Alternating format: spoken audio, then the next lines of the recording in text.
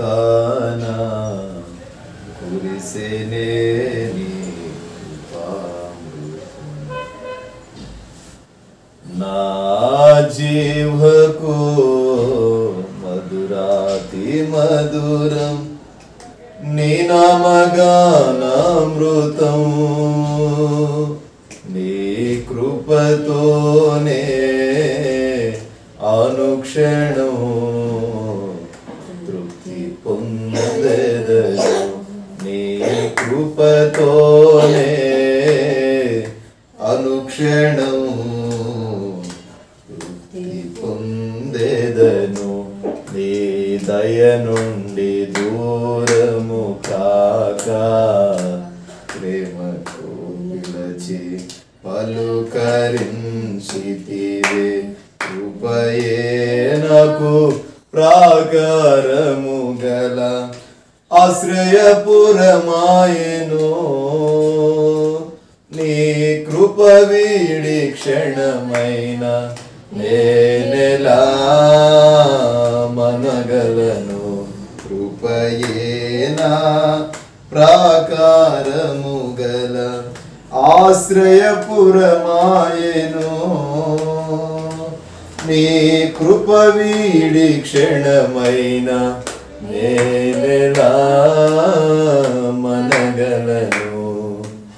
నా జీవితాన కురిసెనే నీ కృపామృతం.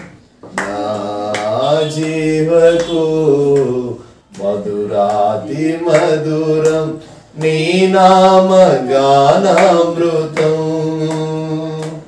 నీ కృపతోనే అనుక్షణం తృప్తి పొందెదను. హల్లెలూయా. ప్రభు పరిశుద్ధ నామానికి మహిమ కలుగును గాక. క్రీస్తునందు ప్రియులైన దేవుని బిడ్డలైన మీ అందరికీ యేసుక్రీస్తు పరిశుద్ధ నామమున హృదయపూర్వకమైన వందనాలు తెలియజేస్తున్నాను. మీరందరూ బాగుండాలని, దేవుని సన్నిధిలో వర్ధిల్లాలని నేను ప్రార్థన చేస్తున్నాను. దేవ సేవకుడిగా ప్రభు పేరిట మనవి చేస్తున్నాను. ప్రారంభించబడిన 40 దినాల ఉపవాస ప్రార్థనా కోరికలు ఈ దినముతో 33వ రోజు చేరుటకు కృపను చూపిన దేవునికి కృతజ్ఞుడై ఉన్నాను. విశేషమైన కృపనిచ్చి 32 రోజులు దేవుడు తన ఆత్మచేత నడిపించి నింపి అనేక మర్మాలను, అనేక దర్శనాలను, అనేక కళలను అనేక రీతులుగా ప్రభు మాట్లాడుతున్న తరుణాన్ని బట్టి ప్రభువును ఎంతగానో స్తుతిస్తున్నాను. ప్రియులారా, ఈ భూమి మీద మానవులుగా మనం జీవించే సంవత్సరములు కొన్ని అంటాడు. అవి ఎన్నో. హెబ్రీ పత్రిక 12వ అధ్యాయంలో మనము చూడగలం.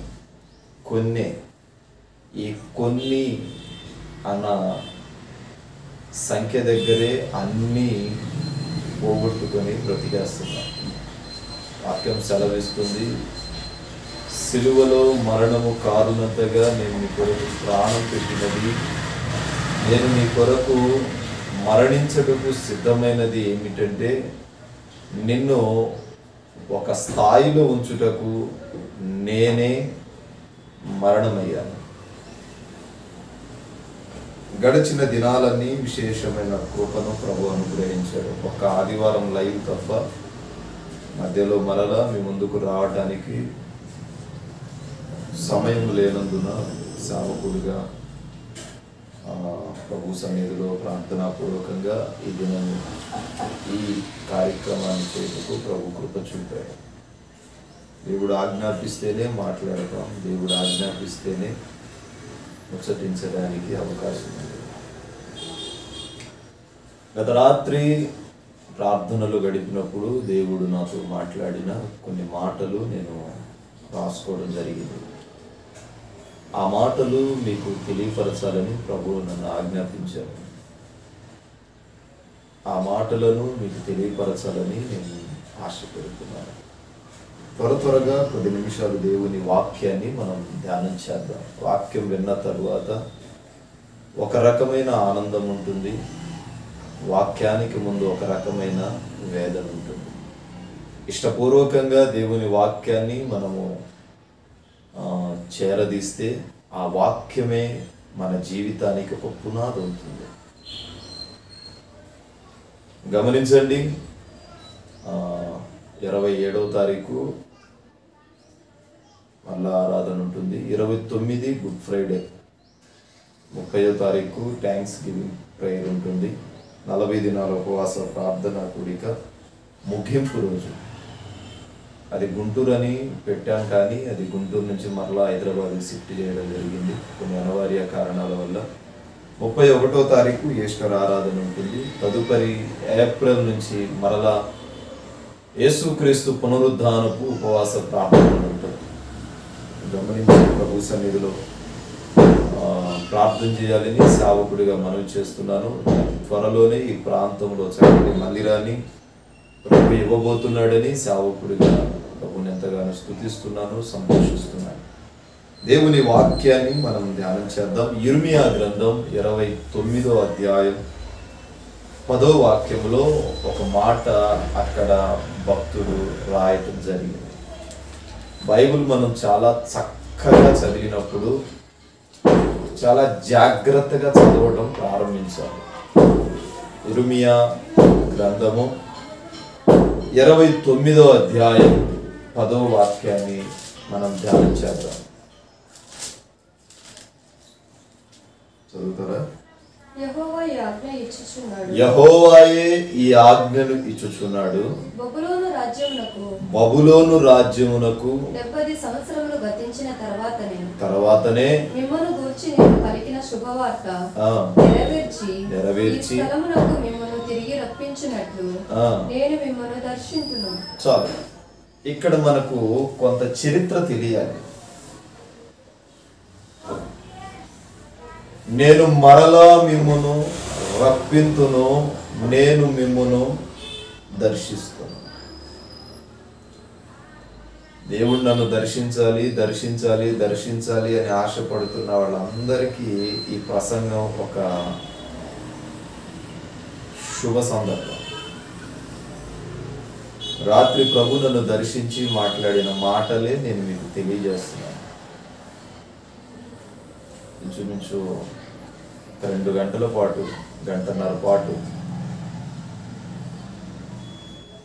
ఒక నూతనమైన కృపతో దేవుని స్వరాన్ని, దేవుని మాటలను వినడానికి ప్రభు కృప చూపాడు. దేవుడు సూటిగా మాట్లాడడం ప్రారంభించాడు. నేను నిన్ను దర్శిస్తాను. టైటిల్, నేను మిమ్మును దర్శింతును.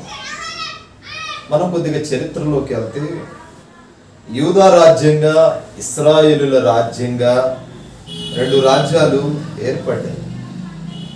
అయితే దావీదు తర్వాత సొలొమోను పరిపాలన చేశాడు. రెహబాము కాలములో ఈ 2 రాజ్యాలు ఏర్పడటం జరిగింది. ఈ 2 రాజ్యాలకు 2 రాజధానులు ఏర్పడ్డాయి.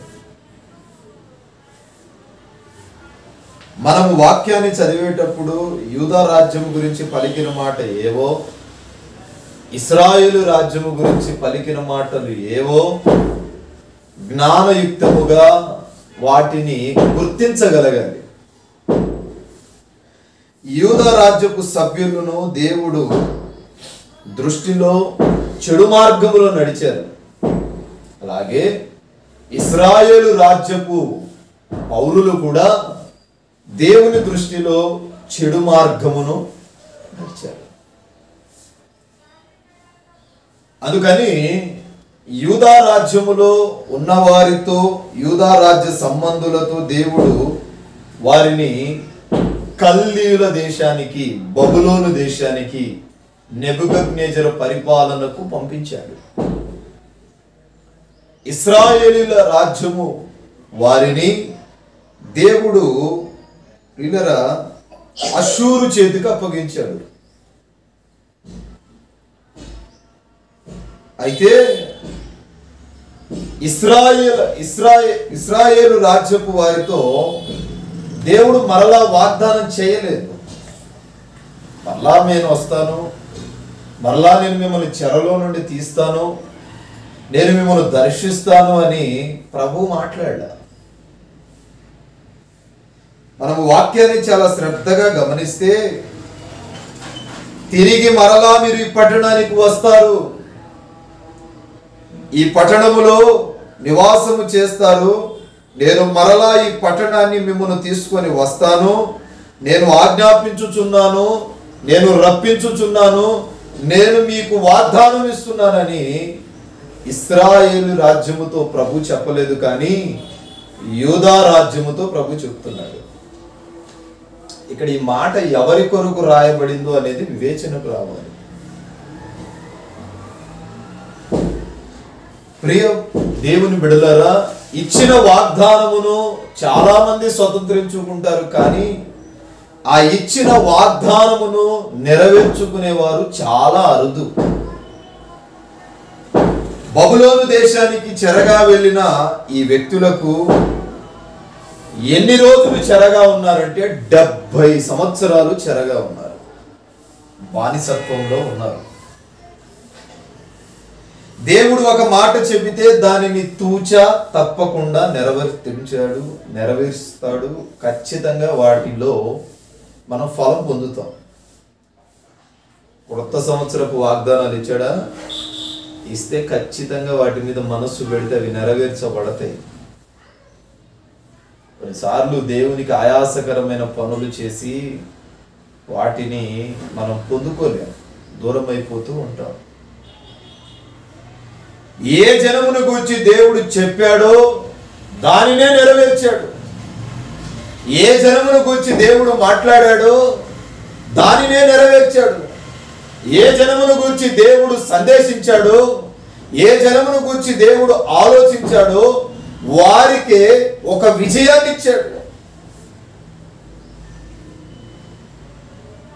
ఇర్మియా గ్రంథం 15వ అధ్యాయం 15వ వాక్యములో ఒక మాట అంటాడు, ఒక వ్యక్తిని దేవుడు దర్శించకపోతే, ఒక వ్యక్తిని దేవుడు దర్శించకపోతే అతని జీవితం శూన్యమవుతుంది. ఇర్మియా గ్రంథం 15వ అధ్యాయం 15వ వాక్యం, యెహోవా నా శ్రమ నీకే తెలిసి ఉంది, నన్ను జ్ఞాపకము చేసుకొనమని నన్ను దర్శించుము, నన్ను హింసించు వారికి నా కొరకైన ప్రతిదండన చేయుము. నీవు దీర్ఘశాంతి కలిగిన వాడవై నన్ను కొనుకోకుము. నీ నిమిత్తము నాకు నింద వచ్చుచున్నదని తెలుసుకోనుము. నీ మాటలు నాకు దొరకగా నేను వాటిని భుజించి తిని. సైన్యములకు అధిపతి యెహోవా. నేనైతే నన్ను ఎవరైనా అంటే తిరిగి వాళ్ళ మీద ఏమనలేను. వాక్యాన్ని బట్టి ప్రార్థన చేస్తాను. ఇక్కడ ఏమంటున్నాడంటే, ఒక వ్యక్తిని దేవుడు దర్శించకపోతే, ఒక వ్యక్తిని దేవుడు దర్శించకపోతే, కనబడకపోతే అతని జీవితం శూన్యమవుతుంది. ఒక కుటుంబానికి కానీ, ఒక దేశానికి కానీ, ఒక రాష్ట్రానికి కానీ, ఒక సంఘానికి కానీ దేవుడు దర్శించకపోతే వారు చెదిరిపోతారు. బ్రతకగలరా? బ్రతకలేరు.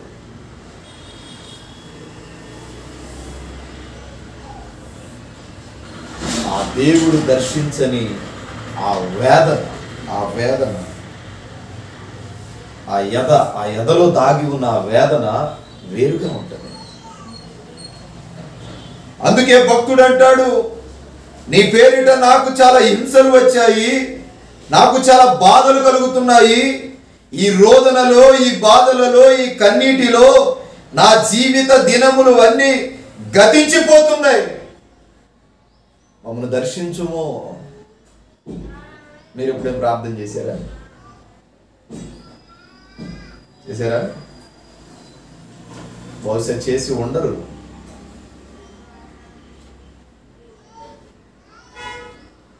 నేను ప్రార్థన చేశా. ఎందుకంటే సమస్తాన్ని వదులుకొని సేవకు వచ్చిన వాళ్ళం కదా. ఏ చిన్న బాధ కలిగినా ప్రభువు చెప్పుకుంటారు. నీకంటే ఈ లోకంలో చెప్పుకోవడానికి చాలా మంది ఉంటారు. మాకు చిన్న బాధ కలిగినా అన్ని వదులుకొని వచ్చాం కదా అని దేవునితో ముచ్చటించుకోవడానికే ప్రాధాన్యత ఇస్తాం. మా పెద్దోళ్ళు అనేవాళ్ళు, విశ్వాసులుగా మేము ప్రార్థన చేస్తే దేవుడు మాట్లాడతాడో లేదో మాకు తెలియదు, కానీ సేవకుడు కన్నీరు విడిస్తే ఖచ్చితంగా మాట్లాడతాడు. ఎందుకో తెలుసా? ఎందుకు? అతనినే ఒక గురిగా పెట్టుకొని వచ్చాడు కాబట్టి అతనితో దేవుడు మాట్లాడతాడు. చెప్పేవాడు మాకు.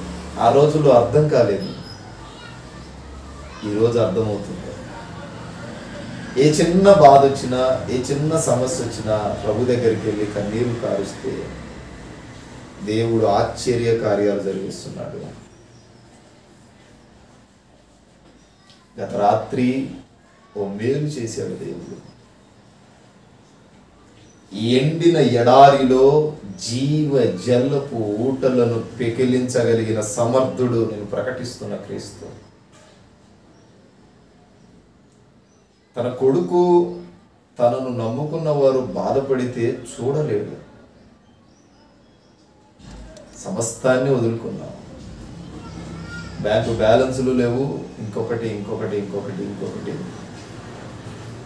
దేవుడే గురిగా పెట్టుకొని పరిచర్యకు వచ్చా. ధన సంపాదనే ధ్యేయంగా సేవ చేయట్లేదు. మేము నిద్రించుచున్నది, మేము తింటుంది ఆయన ఎరిగి ఉన్నాడు. చెప్పకూడదు. నా జేబులో 10 రూపాయలు ఉండి ఈ రోజుటికి నెల రోజులు. అంటే దేవుని కృప. బ్రతుకుతున్నాం, తిరుగుతున్నాం, చేస్తున్నాం, పరిచర్యలో ముందుకు వెళ్తున్నాం. అప్పుడు దేవుడు నాతో మాట్లాడాడు. ఈ విధంగానే ప్రార్థన చేస్తున్నాను. నీ మూలంగా నాకు కలుగుతున్న హింసను చూడు, వేదన చూడు. ఈ బాధ ఏంటి,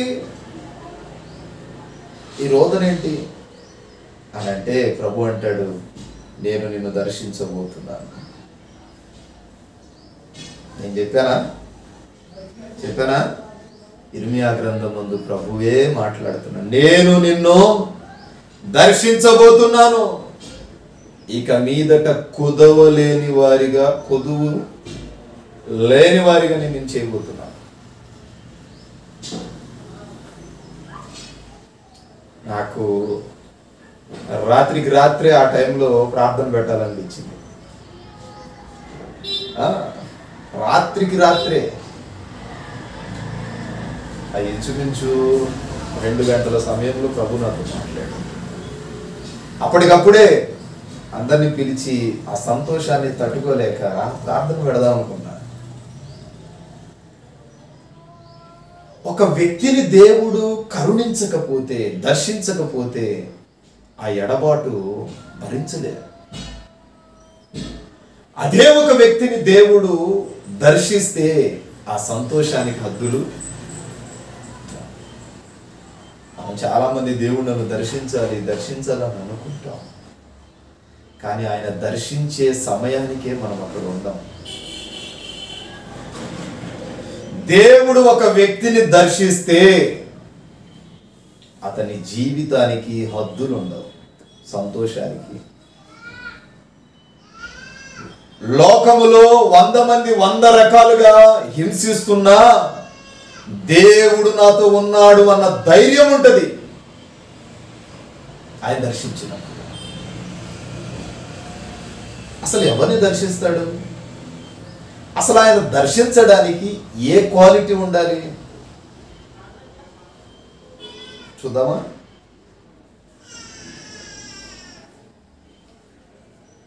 మరి ఎవరిని దర్శిస్తాడు? ఎందుకు ఇశ్రాయేలీయులతో ఈ మాట చెప్పకుండా యూదా గోత్రపు వారితోనే ఎందుకు చెప్పాడు? చూద్దాం. యెషయా ప్రవచన గ్రంథం 64వ అధ్యాయం 5వ వాక్యం. నా జీవితాంతం ఈ ప్రసంగాన్ని ప్రకటించడానికైనా వెనకాడని నేను. యెషయా ప్రవచన గ్రంథం 64వ అధ్యాయం 5వ వాక్యం చదవాలి, సమయం లేదు, ప్రయాణాలు ఉన్నాయి మళ్ళీ. నీ మార్గములను బట్టి నిన్ను జ్ఞాపకం చేసుకొనుచు సంతోషముగా నీతిని అనుసరించి వారిని నీవు దర్శించుచున్నావు.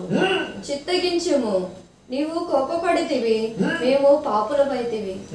బహుకాలం నుండి పాపంలో నుండి పడి ఉన్నాము, రక్షణ మాకు కలుగునా? మేమందరము అపవిత్రముల వంటి వారమైతే. 64:5 చదువు మళ్ళీ. మేమందరము అపవిత్రముల వంటి వారమైతిమి. చదువు. 64:5 అధ్యాయం యెషయా గ్రంథం. నీ మార్గమును బట్టి నిన్ను జ్ఞాపకం చేసుకొనుచు సంతోషముగా నీతిని అనుసరించు వారిని నీవు దర్శించుచున్నావు.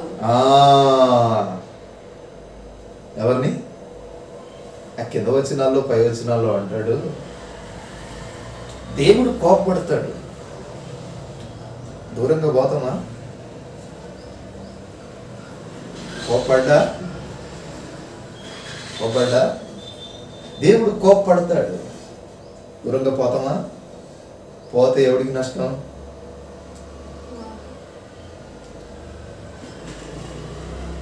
అవన్నీ మరలా పోవటానికి నేను ఈ ప్రసంగాన్ని దీలా. చాలా ఉన్నాయి. తెలుసో తెలియకో చెడు మార్గాల ద్వారా పొరపాటు చేశాను, పొరపాట్లు జరిగాయి. వాటిని సరిచేసుకొని తప్పులను ఒప్పుకొని నడిచే వారిగా నీవు గాని నేను గాని ఉంటే వారిని నా దేవుడు దర్శిస్తాడు. నీతిమంతులను దేవుడు దర్శిస్తాడు. తెలుసో తెలియకో ఈ లోకములో పాపం చేశావు. తెలుసో తెలియక పాపం చేసిన నీవు పశ్చాత్తాపపడాలి. పశ్చాత్తాపపడకుండా చాటుగా మాటుగా ఎంతకాలం దేవునికి అసహ్యకరమైన జీవితాన్ని చేస్తున్నావు. నేను దేవుని సన్నిధిలో మంచిగానే ఉన్నానని అనుకుంటూనే నీ జీవితాన్ని దేవునికి సంఘానికి దూరం చేసుకుంటున్నావు. చాలా మంది విశ్వాసులు చేసే మొట్టమొదటి పొరపాటు ఇది. ఏదైనా వచ్చిందంటే, ఏదైనా అన్నామంటే సత్సంబంధాలు ఉండవు. దేవుని వాక్యము సెలవిస్తుంది, ప్రభువా తెలుసో తెలియకో మేము నీ సన్నిధిలో పాపం చేసి నిన్ను దుఃఖపెట్టి, నిన్ను బాధ పెట్టి, నిన్ను వేదనకు గురి చేసి ఉంటాం. నీవు మమ్మల్ని ఎడబాయవద్దు, నీవు మమ్మల్ని దర్శింపక ఉండవద్దు.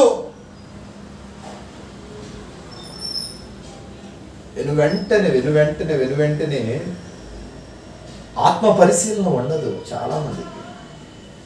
ఇశ్రాయేలీలు అదే చేశారు. ఆత్మ పరిశీలన లేదు.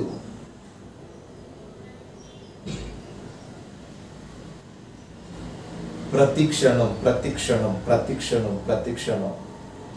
దేవుడు నిన్ను దర్శించాలంటే ఓ మంచి ఆధ్యాత్మిక స్థాయిలో ఉండాలి. డబ్బుంటే దర్శించడు, పేరు హోదా ఉంటే దర్శించడు, కులం గోత్రాలు ఉంటే దర్శించడు, గర్వం అహంకారం కోపము క్రోధము మదము మాత్సర్యము దాగి ఉంటే దర్శించడు. ఆయన దర్శించడానికి ఒక స్థాయి ఉంది. ఆయన నీకు కనబడటానికి, ఆయన నీతో మాట్లాడటానికి ఒక చిరునామా దాగి ఉంది. చాలా మంది అంటారు, నేను వీటిని విడిచిపెట్టను కానీ ఆయన నన్ను దర్శించాలి. అది నీ భ్రమ. గట్టిగా నువ్వు ప్రార్థన చేయి, దేవుడు ఎందుకు దర్శించడు? కొంతమంది అంటారు మనల్ని దర్శించడా? దర్శించే కోణంలో నువ్వు ఉండాలి, దర్శింపబడే స్థాయిలో ఉండాలి. దేవుడు నిన్ను దర్శించాలంటే నిన్ను తగ్గించుకొని, నిన్ను నువ్వు అణుచుకొని, నిన్ను నీవు దేవునికి లోబడి జీవించాలి. కాసేపు లోకం, కాసేపు దేవుడు అని కాదు, ఆయన మీదే నీ మక్కువ ఉండాలి. చాలా మందికి దేవుడు దర్శిస్తే చాలు అన్నట్టుగా ప్రార్థనలో కూర్చుంటారు. ఆ ప్రార్థనలో కూర్చొని ఒక 5 నిమిషాలు ప్రార్థన చేస్తే వాళ్ళకంటే ఎక్కువ భక్తులు లేరు. ఇంకా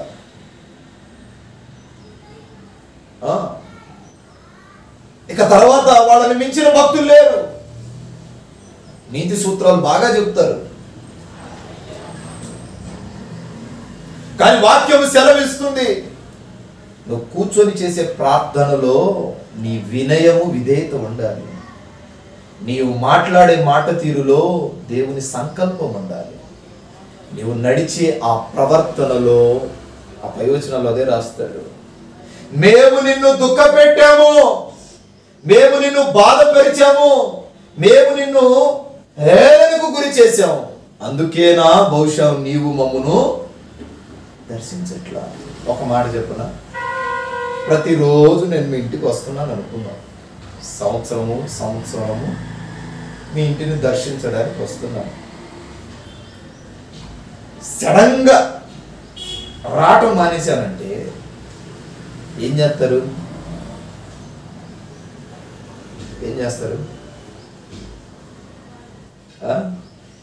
రాకపోతే అన్నట్టుగా అంటారా? ఉలుకు లేదు, పలుకు లేదు. మీ ఇళ్ళకి పాస్టర్లు ఎవరు రారా అంటారా? యాజకుని విలువ తెలిస్తే అట్లా ఉండలేదు.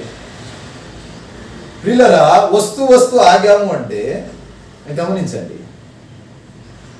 ఉంటారా? విలువ తెలియకపోతే ఉండిపోతాం. విలువ తెలిసిందంటే కింద మీద పడి 30 తిప్పులు ఆడతారు. నేను సేవకు రాకముందు మీ స్థాయే కదా నాది. ఏ స్కూలు? Elementary school. అక్కడి నుంచి వచ్చిన వాడిని. ఒక దైవ సేవకుడు మాట్లాడకపోతే, ఒక ఆత్మ పొందిన యాజకుడు ముచ్చటించకపోతే, నన్ను వదిలిపెట్టి అట్లా కొంచెం ప్రక్కకపోతే నాకు చాలా బాధ ఇస్తుంది. ఎందుకు తెలుసా? నాలో ఇంకా సరి చేసుకోవాల్సిందేమో. చాలా బాధపడతాను, చాలా రోధిస్తాను. ఎవరైనా సేవకుడు నా ఇంటికి రాకపోతే చాలా బాధపడతాను. ఎందుకో తెలుసా? ఆ బాధ నేను ఎరిగాను.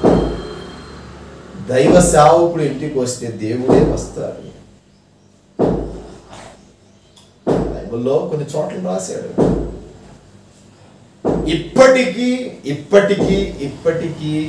ఏ సేవకుడైనా, ఆత్మ పొందిన సేవకుడు, నేను బాగా విలువ పెట్టి గౌరవించే సేవకులు ఎవరు కనబడినా వాడు మాట్లాడకపోతే సంతోషం ఉండదు. ఏదో కోల్పోయాను. ఇది ఉండాలి మనకు. దేవుడు దర్శిస్తే ఆ దర్శించే ఆ దర్శనములో మేలు పొందాలని నీవు ఆశిస్తున్నప్పుడు దేవుని సంకల్పానికి నిన్ను అప్పగించుకోవాలి. చూద్దాం.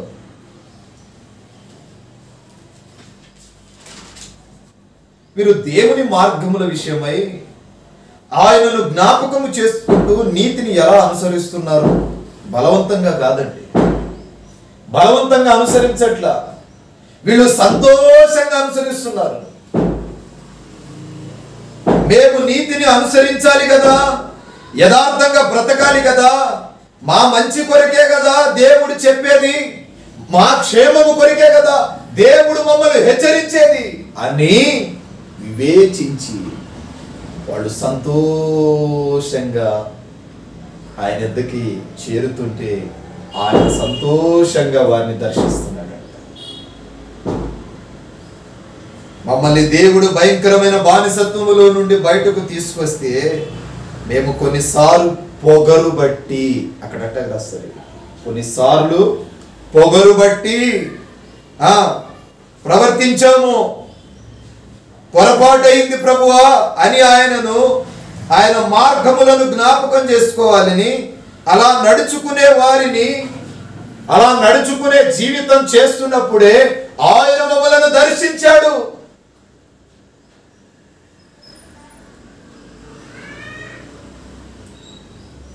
శ్రమ లేకుండా జీవితంలో వచ్చేసేది ఏంటో తెలుసా? కష్టపడకుండా వచ్చేది ఒకటి కోపం, రెండవది పగ, మూడవది పొగరు, నాలుగవది గర్వం, ఐదవది చాలా ఉన్నాయి. ఈ శ్రమ పడాల్సిన అవసరంలా సాతాను గాడు వచ్చి పక్కన గిల్లుతూ గిల్లుతూ గిల్లుతూ గిల్లుతూ ఉంటాడు. ఇచ్చి ఇచ్చి ఇచ్చి కొన్నిసార్లు వాడు వచ్చి ప్రయోగాలు చేస్తాడు. అప్పుడు మన మెదడు ఆలోచన రిట్రీట్ అవ్వాలి. ఏంటి, అటుపోతున్నానా ఇటుపోతున్నానా అని సరి చేసుకోవాలి. ఎటుపోతున్నా ఆలోచించే వాక్యం సెలవిస్తుంది. దేవుడు దర్శించే ఆ సరైన సమయాన్ని కూడా మనము గుర్తించగలిగిన స్థాయిలో ఉండాలి. లూకా సువార్త 19వ అధ్యాయం 42-43 వాక్యాల్లో యెరూషలేము పట్టణాన్ని గురించి మాట్లాడతాడు దేవుడు దర్శించుచున్న ఆ కాలములో అజాగ్రత్త, అనాలోచన, మీ ఆలోచన అనాలోచనగా దర్శించుతారు. ఒక నిర్లక్ష్యం అనాలో, ఆ నిర్లక్ష్య తత్వపు ధోరణి అనాలో ఆలోచించే.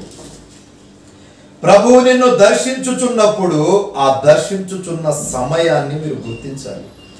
అలాగాని నీవు గుర్తించకపోతే రాయి మీద రాయి లేకుండా పట్టణమును పాడు చేస్తాడు. చాలా మాటలు ఉన్నాయి. రానున్న రోజుల్లో ఈ ప్రసంగాన్ని గురించి కొన్ని రోజులు వివరిస్తాను. చాలా విషయాలు ఉన్నాయి. చదవండి ఒకసారి ఒక మాట. లూకా సువార్త 19వ అధ్యాయం 42వ వాక్యం. నీవును ఈ దినమందైనను సమాధాన సంబంధమైన సంగతులను తెలుసుకొనిన ఎడల మేలు గాని ఇప్పుడు అవి నీ కన్నులకు మరుగు చేయబడి ఉన్నవి. నిన్ను దర్శించిన కాలము నీవు ఎరుగకుంటివి కనుక నీ శత్రువులు నీ చుట్టూ పట్టుకట్టి. ఏమన్నాడు ఇప్పుడు? నిన్ను దర్శించుచున్న కాలమును నీవు ఎరుగట్లేదు. ప్రార్థనా పరుడికి, ప్రార్థనా పరురాలకి అదే ధ్యాస ఉంటుంది. ప్రార్థనా పరుడు, ప్రార్థనా పరురాలు ఆత్మీయుల్ని, దేవుని బిడలని, విశ్వాసులతో అనుబంధం. ఎందుకు? ఎవరి ద్వారా దర్శిస్తాడో తెలియదు దేవుడు. అన్నిలతో సత్సంబంధాలు ఎక్కువ ఉండవు వాళ్ళకి. వీళ్ళకి ఎవరితో అంటే దేవుని బిడలతోనే ఉంటది. ఎందుకు? ఒక తాడుకి ఇంకో తాడు పెనవేసుకుంటే అది బలంగా ఉంటుంది. దేవుడు దర్శించాలంటే దేవుని బిడ్డలతో, సంఘముతో జాగ్రత్తగా నడవాలి. ఎవరి రూపములో, ఎవరి ద్వారా దేవుడు దర్శిస్తాడో తెలియదు.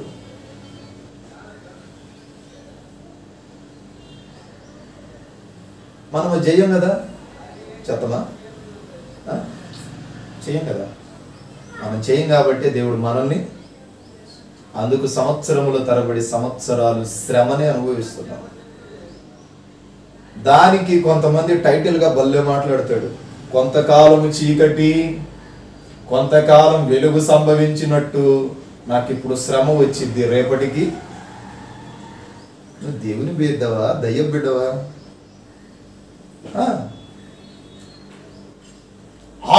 చెప్పినట్టుగా నడిస్తే ఆయన దర్శిస్తాడు కదా.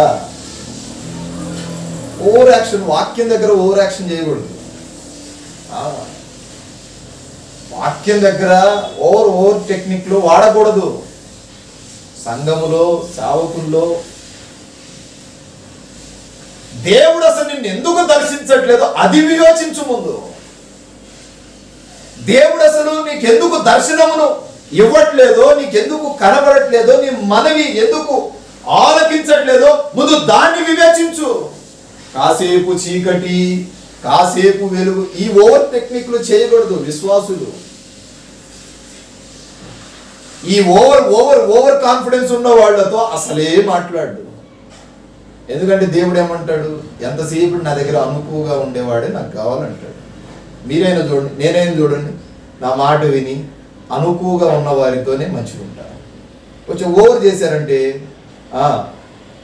రబ్బర్ ఏం చేస్తాం, లాగా తీసినట్టు. నాకు మీ తండ్రి మమ్మల్ని అట్టాగా చేశాడు. కొద్దిగా ఓవర్ చేసామంటే అడుగో అంటాడు. నెలల తరబడి మాట్లాడి 6 నెలల దాకా రొట్టెవాడు. అప్పుడు ఆ బాధ ఏంటో మాకు అర్థమైపోయి మరలా దాన్ని రిపీట్ అవ్వకుండా ప్రభు దర్శించేటట్టు ప్రార్థనలో కూర్చునేవాడు. తెలుసా, దేవుడు మాట్లాడకుండా, దర్శించకుండా, ముఖాన్ని చాటు చేసుకుంటే, దేవుడు మాట్లాడకుండా, దర్శించకుండా చాటు చేసుకుంటే ఎందుకు చేసుకుంటాడండి? నీ ప్రవర్తన ప్రతిఫలం. నీ సేవకుడు, నీ తోటి విశ్వాసి నీతో మాట్లాడకుండా ముఖాన్ని చాటు చేసుకుంటున్నారంటే అది చూసి దేవుడు కూడా చాటు చేసేస్తాడు. మనం అన్యులం కాదు, ఇది కాకపోతే ఇంకో దారిని పట్టలే. మనం దేవుని బిడ్డలం. ఒకటే దారి, ఒకటే కోవ, ఒకటే మార్గం.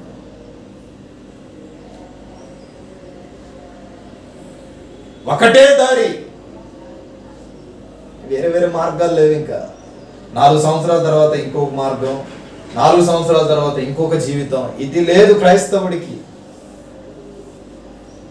మీరు అట్లాంటి జీవితం చేస్తున్నావేమో, అందుకు దేవుడు దర్శించడు.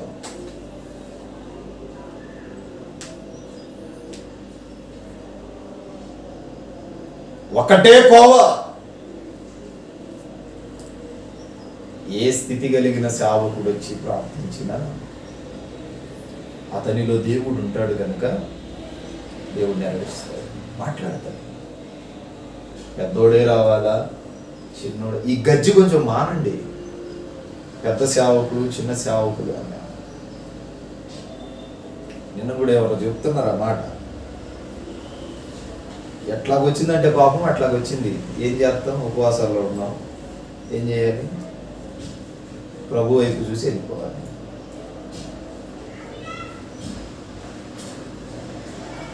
సావుకుల్లో దేవుడు ఎక్కడ హెచ్చు తగ్గులు పెట్టలేదే. బైబిల్లో ఉందా? ఎవడైనా పెట్టాడా? ఉందా? మరి మనం ఎందుకు అంటే మనం దేవునికి మించి కొంచెం ఎక్కువ స్థాయిలో ఉన్నాం కదా. ఈ ఆలోచనలో ఉన్నవాడితో దేవుడు దర్శించడు కదా. మీరు గమనిస్తే గత వారం చెప్పిన ప్రసంగాల్లో పౌలు ఒక మాట అంటాడు, తనకంటే చిన్నవాడు ఫిలెమోను దగ్గరికి వెళ్ళి సమ్మతిని గుర్చిన ప్రసంగంలో ఉంటుంది. ఫిలెమోన్ ఒక బ్రదర్ స్థాయిలో ఉన్నాడు. అతడు తీతు ఒక బ్రదర్ స్థాయిలో ఉన్నాడు. వాళ్ళ దగ్గరికి వెళ్ళి, నీ అంగీకారం లేకుండా, నీతో సమ్మతించకుండా నేనే పని చేయను కదా, చేయను. పౌలు గారు ఎంత పెద్ద సేవకుడు, ఫిలెమోను ఎంత చిన్న బ్రదర్. అప్పుడప్పుడే విశ్వాసంలో ముందుకు వస్తున్నాడు. వాడి దగ్గరికి వెళ్ళి చెప్తున్నాడు, ఏమని తెలుసా? నీతో సమ్మతించకుండా నేను ఏ పని చేయను. మరి మనము ఆశీర్వాదాలు ఎక్కడ పోతాయి? అక్కడే.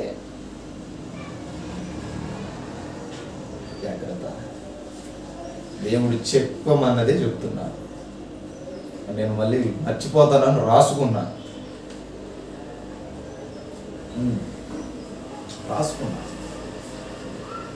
ఈ సంవత్సరం అంతా ఈ ప్రసంగాన్ని నేను ధ్యానం చేసినా నా జీవితం సరిపోదు. ప్రతిరోజు ఒక మాట అయినా ఈ ప్రసంగంలో నుండి చెప్దామని డిసైడ్ అయ్యా. దేవుడు మిమ్మల్ని దర్శించాలి.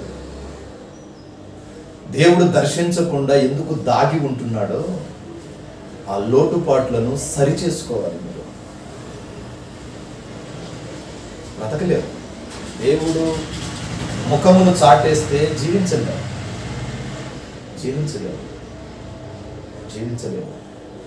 ఆయన ముఖమును చాటేస్తే బ్రతకలేము. కారణం ఏంటో తెలుసా?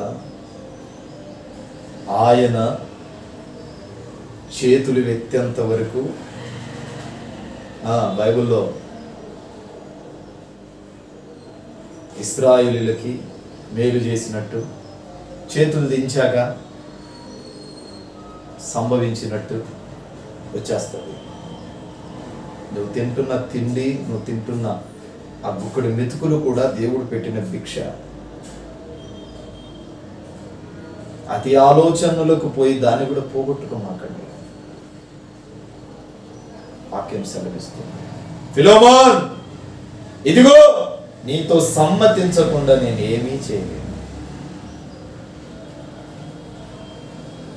నేను ఏదైనా చేయాలంటే మా వాళ్ళందరికీ చెబుతా. ఎందుకంటే చెప్పాలా. దాచిపెట్టుకోవటాలు, దోచుకోవటాలు ఇట్లాంటి అలవాట్లు లేవు మనకి. ఏం తీసుకెళ్ళలేము కదా. వాక్యాన్ని బోధిస్తున్న మేమే వస్త్ర వైడూర్యాలు అన్నీ సంపాదించుకొని ఆస్తిపాస్తులు అన్నీ కూడబెట్టుకుంటే మమ్మల్ని చూసి మీరు ఏం నేర్చుకుంటారు? అందుకే వాటికి పెద్దగా ప్రాధాన్యత ఇవ్వం. నా మైండ్లో ఎప్పటికీ నాకు ఏమీ లేదన్నట్టుగానే ఉంటాను. సామాన్య స్థితిలోనే ఉంటానికి హెచ్చు తగ్గులకు పోను. తను తాను హెచ్చించుకున్నవాడు తగ్గింపబడతాడు. దేవుడు అతనిని ముఖదర్శనం చేయడు ఇంకా. కానీ తన్ను తాను తగ్గించుకున్న వాడిని దేవుడు యేషోబులాగా ఆకాశానికి ఎత్తుతాడు.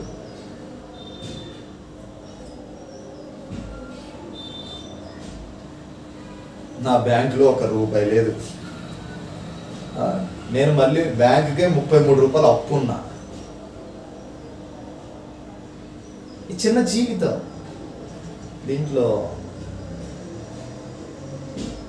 నువ్వు ఎట్లా నడుస్తుంది?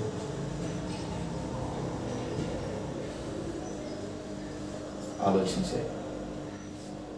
దేవుడు దర్శించకపోతే నీ జీవితం శూన్యమవుతుంది.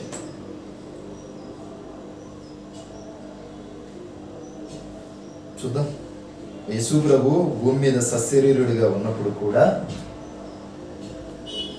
బెతస్తా అనే కోనేరు ఒకటి ఉంది. ఆ కోనేటి దగ్గరికి ఎట్టి వ్యాధి కలిగిన వాడైనా సరే వెళ్ళేవాడు. దేవదూత వచ్చేది, నీళ్లు కదిలిచ్చేది. ఎవడు ముందు దాంట్లో దూకితే వాడు స్వస్థపడతాడు. ఇప్పుడు ఏం చేయాలి? అక్కడ ఆలోచన చేయండి. అంటే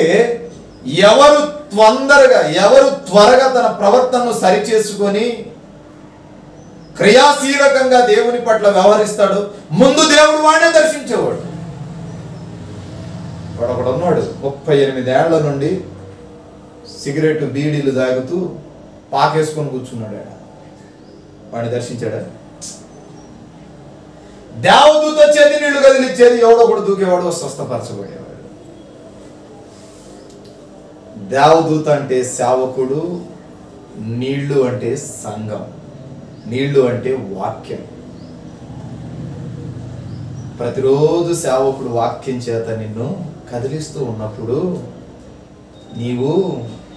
నీవు ఆకర్షింపబడి నీ ప్రవర్తనను సరిచేసుకొని ఉంటే నా ప్రభు మిమ్మల్ని దర్శిస్తాడు. లేదులే, నా జీవితంలో పాపాన్ని వదలను, నా బ్రతుకులో కోపాన్ని, శాపాన్ని, ద్వేషను, పగను, ఈర్ష్యను, వ్యభిచారాన్ని, దొంగతనాన్ని, ఇతరుల మీద చాడీలను, వీటేమి వదిలిపెట్టను అనుకుంటే అక్కడే చావు. వాడు చావులా 38 ఏళ్ల నుండి యేసుప్రభు వచ్చేంత వరకు లేడాడా బీడీలు, సిగరెట్లు, చుట్టాలు దాగి. వాడు వచ్చి పైపెచ్చి అంటాడు, పని చేయలేనోడికే కదా, చేతగానోడికే కదా మాటలు ఎక్కువ. ఏదో అంటారు, రూపాయి బిళ్ళకి ఎన్ని గీతలు? 66 గీతలు. పని చేయటం చేతగానోడికే కదా మాటలు ఎక్కువ. పని చేసేవాడు చేసి చూపిస్తాడు. ప్రభువా, 38 ఏళ్ల నుండి ఇక్కడ పడున్నా ప్రభువా, దేవదూత నీళ్లు కదిలిస్తుంది, ఎవడో ఒకడు పోయి దాంట్లో మునుగుతున్నాడు, నేను మాత్రం. ప్రభు అంటాడు, నీ పరుపెత్తుకొని పరిగెత్తురా, దరిద్రం పట్టింది నీ ఇంటికి. ఏటి ఏటి నీ పరిపెత్తుకొని పరిగెత్తు, దరిద్రం పట్టిందిరా నీ ఇంటికి. చాలా మందికి బయట నుంచి ఎక్కడి నుంచో పెంట పూసుకొని వచ్చినట్టు దయ్యాలను, దురాత్మను పూసుకొని వస్తాం. దాన్ని పోగొట్టుకోవడానికి అది ఆలోచించాం.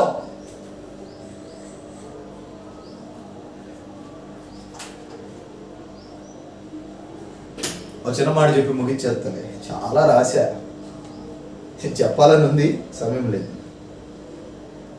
దాన్ని ఓ రోజు ఒక ఇంటికి ప్రార్థన చేయడానికి పిలిచారు నన్ను. ఆ రోజుల్లో 2022 వరకు సువార్త సేవలో గృహదర్శనాలు చేస్తూ ప్రార్థన చేయడానికి పోయేవాడు. పోయినప్పుడు ఒక ఆమెకి ఏం పట్టింది? దయ్యం పట్టింది. దయ్యం పడితే ప్రార్థన చేశాను. ప్రార్థన చేస్తే పగటి పూట ఆ దయ్యం పోయింది. సరే అని ఆ రోజు సాయంత్రం ఆ ఊర్లో సభ పెట్టాము. మరలా వచ్చింది, అయ్యారు ప్రార్థన చేయండి అయ్యారు అంది. ఏంటి ఏంటి ఇదే తెలంగాణలో ఎక్కడో కాదు. అయ్యో ప్రార్థన చేయండి అయ్యారు. ప్రార్థన చేసి మరలా ఏసునాము, మళ్ళీ ఎందుకు వచ్చావు సాతానుగా అంటే వాడు అంటాడు, నేను కావాలని రాలేదు, నువ్వేమో పొమ్మంటున్నావు, వాళ్ళేమో రమ్మంటున్నారు. వాళ్ళు ఉన్నారు నా దగ్గర, ప్రత్యక్ష సాక్షులు చాలా మంది ఉన్నారు. నువ్వేమో పొమ్మంటున్నావు, పో సైతానుగా అంటున్నావు, వాళ్ళేమో రాడా అంటున్నారు. ఇప్పుడు నన్ను ఏం చేయమంటావు? నన్ను ఏం చేయమంటావు? ఏందిరా ఎవడు రమ్మంటున్నాడు? ఏంటంటే నువ్వు పో యేసునామములో పో అంటున్నావు కదా. ఆమెమో నువ్వు రా నాయనా, నువ్వు లేకపోతే ఒళ్ళు నొప్పులు పుడతానే నాయనా రా అంటుందంట. అప్పుడు ఆమెను పిలిచి ఏమమ్మా ఏముంది, ఎందుకు రమ్మంటుంది? ఏందంటే సాతానుగాడు అంటాడు, నా వస్తువు ఒకటి ఆమె దగ్గర ఉంది. ఏముంది? నా వస్తువు ఒకటి ఉంది. అవునా, ఏంటి ఆ వస్తువు? ఓ బాబీ, ఆ బైబుల్ తెరిచి ఆ బైబుల్లో జిప్పు ఉంటుంది కదా, ఆ జిప్పుది అన్నది. అమ్మ నీ బైబుల్ అమ్మ తల్లి అని అంటే బైబుల్ ఇచ్చింది. జిప్పు తీసి సైడ్ జిప్పు ఉంటుంది కదా, అది తీస్తే అందులో మంత్రం ఒకటి ఉంది. అదే తాయెత్తులు ఉంటాయా, అదొకటి దాగి ఉంది.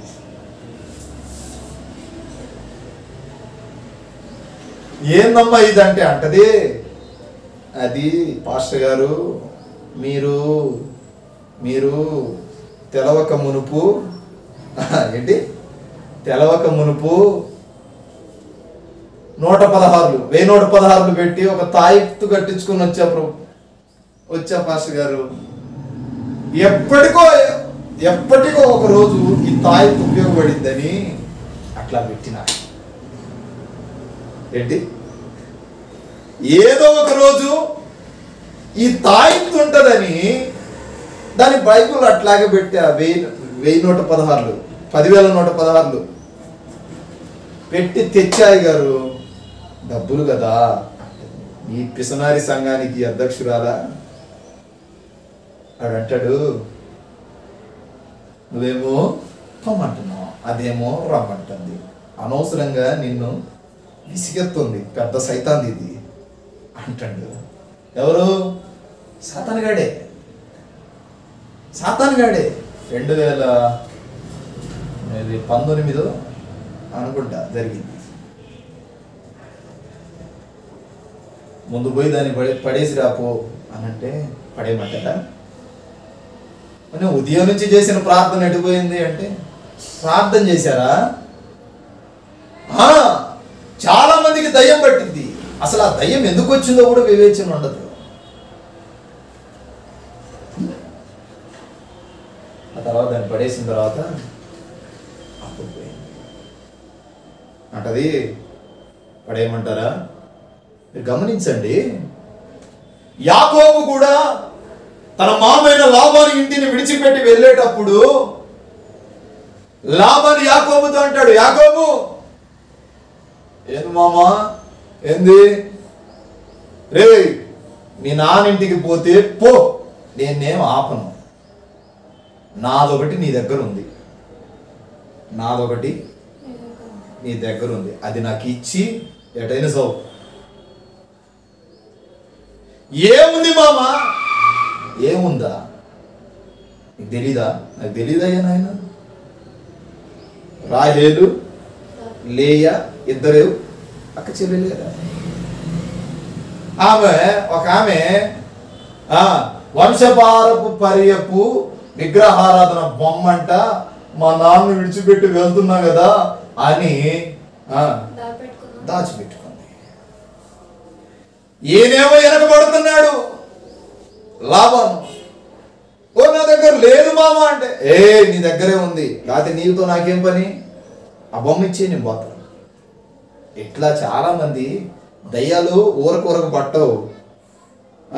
వాడి దగ్గరికి పోయి ఇట్ట ఇట్ట ఇట్ట ఇట్ట ఇట్ట ఇట్ట ఇట్ట ఇట్ట గెలికితే అవి దీని పని ఇట్లా ఉందా అని చెప్తాయి ఉంటారు. విడిచిపెట్టవలసినవి విడిచి అప్పుడు పోతాయి.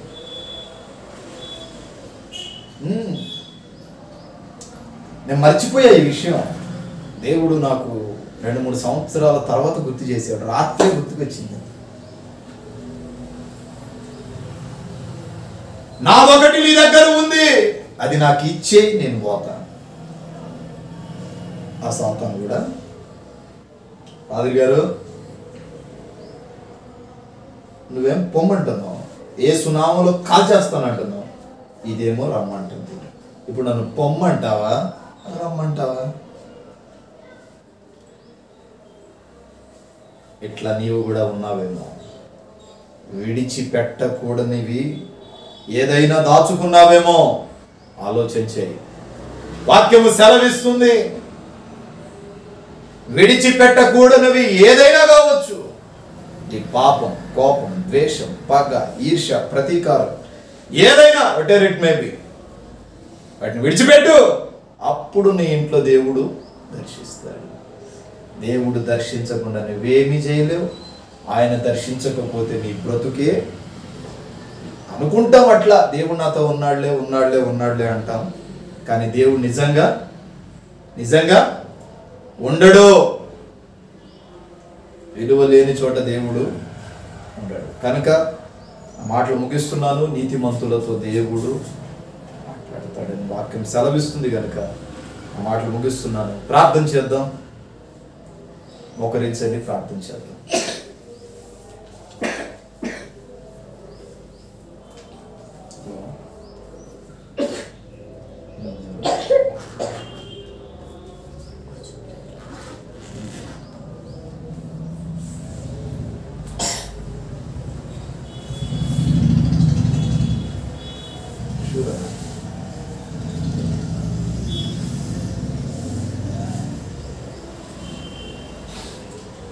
ప్రేమగల తండ్రి, ఘనుడగు దేవ, పరిశుద్ధ పాదాలకు స్తోత్రాలు. అదే కాలము ఈ రీతిగా నీ సన్నిధిలో గడుపుటకు కృప చూపారు. అందరూ బట్టి వందనాలు. అల్పులము, అయోగ్యులము, మట్టి పాత్రము, దేనికి పనికిరాని మమ్మను మీ బిడ్డలుగా చేర్చుకొని విశేషమైన కృపనిచ్చావు. ఎందును బట్టి నీవు మమ్మల్ని దర్శించట్లేదో ఈరోజు తేటపరిచి తెలియజేశావు. అందును బట్టి వందనాలు. దర్శించండి, కృప చూపండి, కాపుదల దయచేయమని ప్రార్థన చేస్తున్నాను. ఒక బలమైన సంయోచితమైన జ్ఞానం ఇచ్చి నడిపించాను. ఉన్నత స్థాయిలో అయా మీరే నడిపించమని ప్రార్థన చేస్తున్నాను. వేరు చేయండి, మహిమకరంగా, దివెనకరంగా అయా నీ నామ మహిమార్థమై బ్రతుకుటకు సహాయం చేయండి. అయా నీ కృపలో, నీ దయలో, నీ ఆత్మలో అయా మమ్మల్ని మీరు జ్ఞాపకం చేసుకుని నీవు దర్శించకపోతే ఆ ఎడబాటును నేను తట్టుకోలేను ప్రభువా. ఆయన నువ్వు ప్రతినిత్యము నాతో ముచ్చటించాలి, ప్రతినిత్యము నన్ను దర్శించాలి. ఒక నూతన అభిషేకం చేత నింపమని యేసునామమున ప్రార్థిస్తున్నాడు పరమతండ్రి. ఆమేన్. తండ్రైన దేవుని ప్రేమ, కుమారుడిగా యేసుక్రీస్తు కృప, పరిశుద్ధాత్మ నిండు శ్వాసకు సంఘాన్ని సకల పోటు పరిశుద్ధులకు ప్రభాత్మతోడే నడిపించును గాక. ఆమేన్. హల్లెలూయా, హల్లెలూయా. మన ప్రభువును లోకరక్షకుడైన యేసుక్రీస్తు నామములో మీ అందరికీ శుభాభివందనాలు తెలియజేస్తున్నాను. God bless you. దేవుడు మిమ్మల్ని, మీ కుటుంబాలను దీవించును గాక. రేపు వచ్చే ఆదివారం మట్టల ఆదివారం కనుక ప్రతి ఒక్కరూ సిద్ధపడి దేవుని సన్నిధికి త్వరగా రావాలని సేవకుడిగా మనవి చేస్తూ ఈ నా మాటలు ముగిస్తున్నాను. బ్రదర్ బి అభిషేక్ నాయకు, నాగేశ్వరం తండా, మాచువరం మండలం, గుంటూరు డిస్టిక్. మా ఫోన్ నెంబర్ 7659018230.